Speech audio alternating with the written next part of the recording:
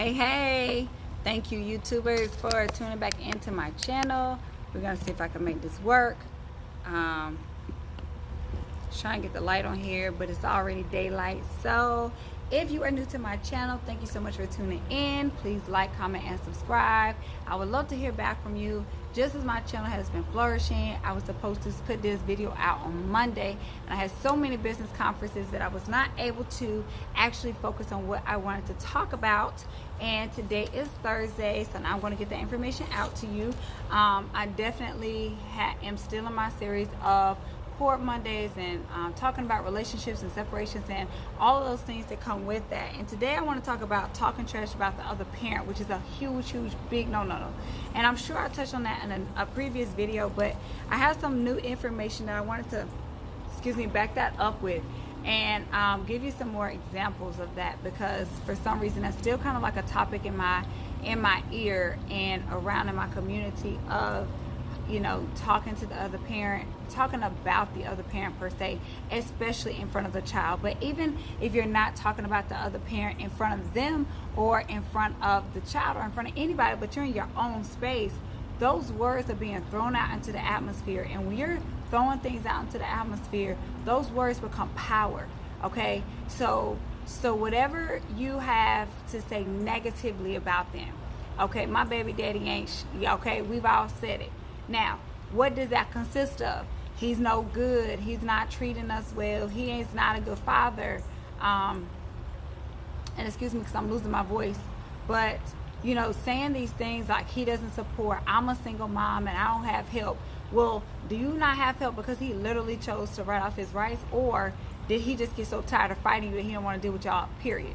Because he don't want to fight. He don't want that much stress and drama in his life. So women, what are we doing? Because we can point fingers all day long to, oh, it's the father's fault, it's the father's fault.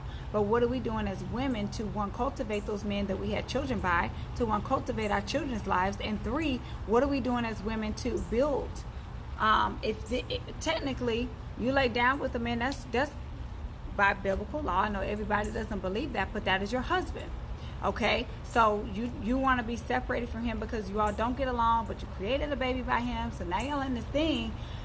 You have to understand that you're still technically a part of him because you have a child with him. So you can't go tearing him down. Just like you will build your new boyfriend up, build your new husband up, you need to continue to build up that man who, yes, may have scorned you, who, yes, may have hurt you, but at the end of the day, if you want to change and have a different result for your life, for your family, to break some generational curses, it could be that every woman in your family was left alone with a child. How do you want that to be the story? Nobody knows their father.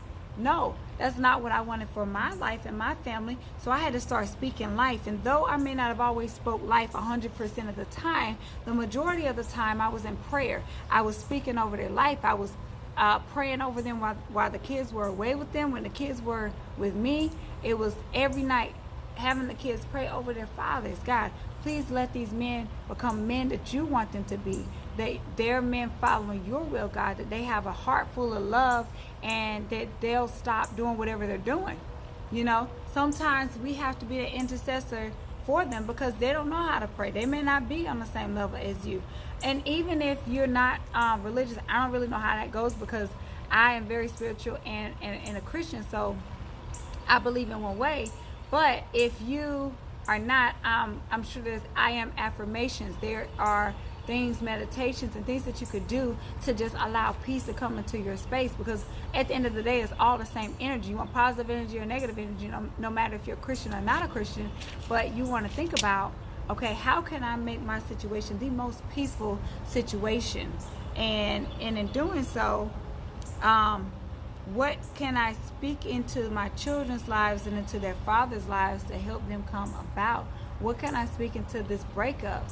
Like, okay, this was a terrible breakup, and then to not take those negative feelings to another relationship. You can say things like, I am strong. I am a woman making the right decisions for the mate to come into my life. I am choosing my mate wisely. I am choosing my spouse wisely. I am particular about the man I lay down with, so I make sure that next time there's a good father there. And then to speak over the fathers, my children's father is a good father. He is growing. He is learning. He is an amazing man, making great income enough to support himself and his family. My son or daughter does not want for anything. I am praying for his heart to be filled with love and kindness, so that my child feels it every time he's in his presence. I pray over his family, his extended family, that no matter where my son goes, he be filled with love and joy from everybody around him, that every house and window door that he touches is blessed by God, and his angels are surrounding him. These are the things you have to speak in your child's life and over that father or that mother. So I want to also say that some men may be in a situation where they're also talking trash about the mom, like, oh, she can't do it, she ain't never going to be nothing, she didn't have nothing when I met her, she still ain't going to have nothing after this. Like, if you're speaking those things into existence and you're telling them that, you're breaking them down. Of course, they may not ever be anything, but is that what you really want? Is that what you want your child to see in that other parent? For me, that was a no. I didn't want my kids to look at my children's fathers and say, like, hey, they're no good. Like, no, I want you to be good. Now, do they know what I do? No, probably not. They don't know that I pray for them or that I speak positively about them, or, to them, they see the old me who talked a lot of trash. But I learned from a lot of lessons, a lot of hard lessons, that that's not the correct way to operate when going through a separation or a divorce, a split custody, child custody, anything like that. It doesn't work that way. It's not that easy. So is talking trash about the other parent is a big no-no, because now even when the children hear it, they also internalize it. Especially when the children they relate to the father so much. They crave their father's love. They crave their mother's love. And so, females relate themselves to their mothers just as males relate themselves to their fathers. So if you're going around saying, I can't stand your mother, she ain't this, she's a beast, she's a hoe, she's da-da-da-da-da, your daughter is internalizing that. Your son is internalizing that. Your daughter is saying, okay, maybe that's who I am. Maybe that's how I have to be, because that's my mother. I don't know anything else. No matter what she's doing, no matter what the mother's doing, speak life into her so that your daughter hears positive things, so she knows, okay, I can do this. I don't have to be a whore. I don't have to be a no good woman and cause a lot of drama. I could be a positive role model for another young lady one day.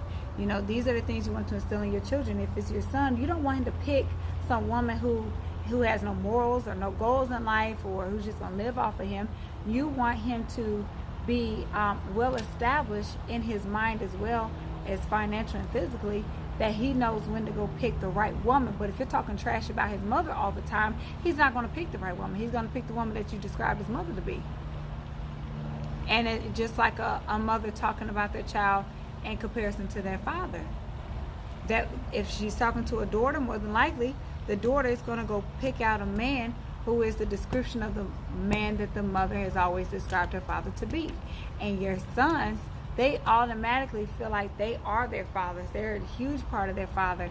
So when you go in and you say, you just like your father, you look like your dad, I can't stand your father, they're thinking you can't stand them. So now they're going to build some type of resentment towards you. So you got to be super careful about the words that you say that are coming out of your mouth, because this is a serious issue and epidemic of just broken families and broken hearts and broken generations that can be stopped. And it stops by you. So I just hope, and I want to encourage you today, that you'll take a moment to sit down and really think about the phrases that you said in the past and how you really feel about your children's other parent, whether you're male or female, and decide, hey, have I said anything to harm my child's relationship with their parent? And if so, be bold enough and courageous enough to go apologize to your child and explain to them your mindset. That is a powerful thing.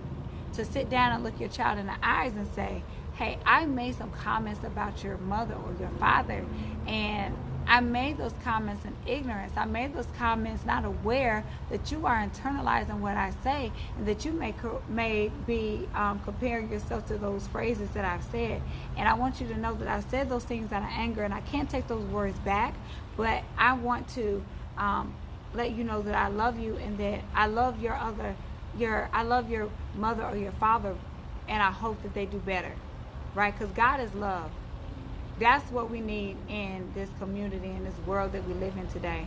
So if you can get to that point, I'm telling you, doors will be opened up for you. God has something amazing for you. When you let go of some hatred, some envy, some jealousy, when you let go of the pain that that person put you through, and you start speaking into their lives, look, death and life are in the power of the tongue.